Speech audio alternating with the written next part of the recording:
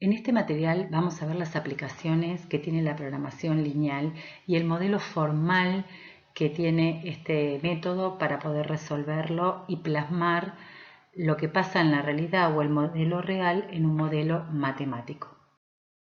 Este modelo matemático consta básicamente de tres partes fundamentales: la función económica o funcional, el conjunto de ecuaciones e inecuaciones algebraicas y la condición de no negatividad o la condición de la variable. En la función económica hay dos enfoques posibles que siempre tienen los problemas de programación lineal: maximizar o minimizar, según la decisión que se quiera tomar y según la información con la que se dispone. Es fundamental poder tener muy claro desde el comienzo cuál es el enfoque que vamos a tomar, porque de ahí sale la definición de la variable. Según si maximizo o minimizo en un problema, lo importante es saber que estoy buscando un máximo o un mínimo de una función donde las variables son las que entran en juego y son las que van a tener los valores óptimos. Entonces, siempre es importante definir de antemano cuál es el enfoque o el concepto del estudio. Una vez que tengo esto, puedo definir las variables. Las variables se definen siempre en unidad de tiempo y unidad de medida. Esta unidad de tiempo de la variable es la que define la unidad de tiempo del problema. Y la unidad de medida, cada variable tendrá su unidad de medida dependiendo cómo se definió o para qué la utilizamos. Después, obviamente en la función económica, estas variables van a estar acompañadas por sus coeficientes económicos, que estos pueden ser 0, en donde la variable entonces se verá anulada en esa f de x, 1, en donde lo importante entonces, si el coeficiente económico es 1, es el valor de la variable en sí misma, o distinto de 0 y 1, un valor positivo o negativo, entonces irá sumando o restando. Eso significa que dependerá qué es lo que expresa o contiene ese coeficiente económico. El conjunto de ecuaciones e inecuaciones algebraicas deben cumplirse todas al mismo tiempo para poder definir lo que es el convexo de solución. Un convexo de solución puede ser abierto, puede ser cerrado, puede ser un segmento o hasta un punto en algunos casos, pero siempre va a definir dónde encontrar el máximo o el mínimo. Como toda ecuación algebraica, va a tener un formato donde siempre nos vamos a preguntar si es mayor o igual que algo, menor o igual que algo o igual. Y por último, la condición de no negatividad en el caso de variables continuas y reales, porque el método simplex siempre está en el primer cuadrante de los positivos.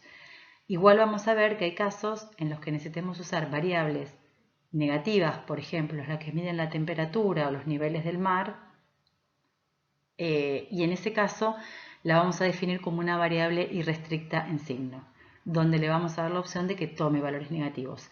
Y después otra opción es definir como variable binaria. En ese caso no sería no negativa, sino que sería o 0 o 1. Esas serían las condiciones de la variable. Todo lo que nosotros hagamos para plasmar la realidad en este modelo formal matemático, como dije al principio, tiene que tener muy claro el objetivo y de ahí sale si yo estoy maximizando o minimizando.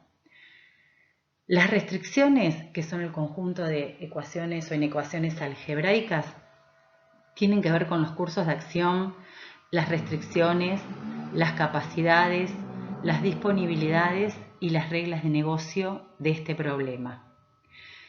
No debemos olvidar que es un problema lineal, o sea, las variables se suman o se restan, tanto en la función económica como en el conjunto de restricciones.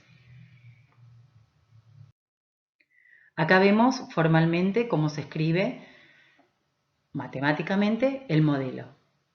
Siempre se busca un óptimo. Ese óptimo lo va a guardar la variable z, pero nosotros tenemos que decirle si el óptimo va a ser el máximo o el mínimo. Los c son los coeficientes económicos y obviamente las x son las variables, en las cuales tienen que estar muy bien definida, claramente definida, vuelvo a repetir, en unidad de tiempo y en unidad de medida. Sujeto a significa que se tienen que cumplir todas las restricciones al mismo tiempo. Los b son las disponibilidades o capacidades de los recursos. Entonces, por eso me tengo que preguntar si es a lo sumo algo, por lo menos algo o exactamente algo. Eso me va a definir los menores iguales, los mayores iguales o los iguales. Los coeficientes tecnológicos, que son los A y J, definen cuánto de ese recurso consume o dispone o necesita la variable. Entonces, si yo en una restricción estoy definiendo kilos de algo, el B1 va a tener o la capacidad máxima o la capacidad mínima o exactamente los kilos de ese algo que voy a utilizar. Y los A que acompañan a las variables es, según la unidad de medida de la variable, cuántos kilos de ese recurso utiliza.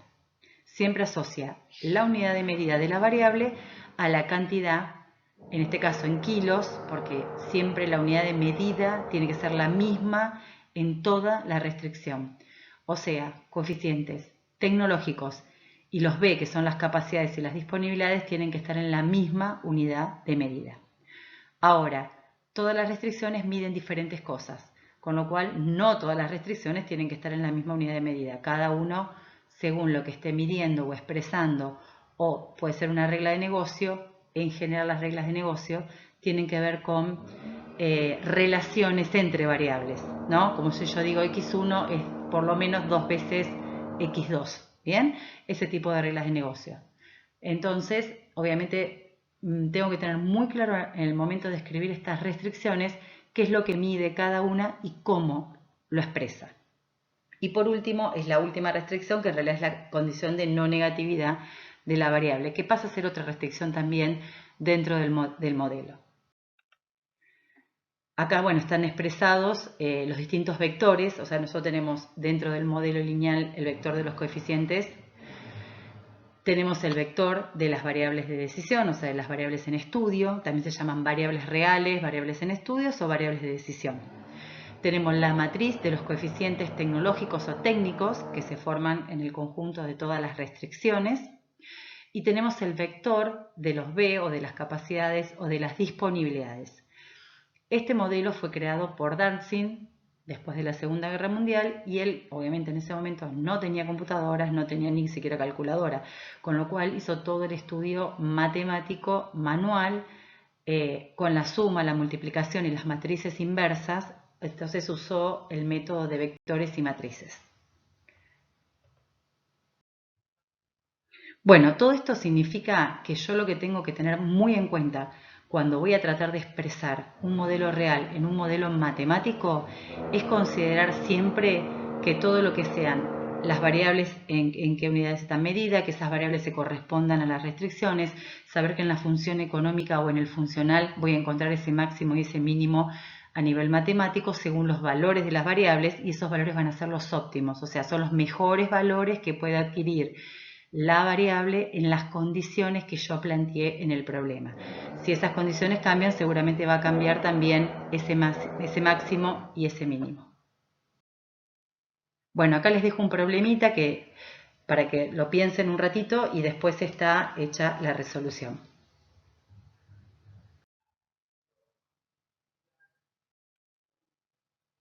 Bueno, siempre consideremos, y vuelvo a repetir esto, que puede haber también combinación de variables en un mismo programa.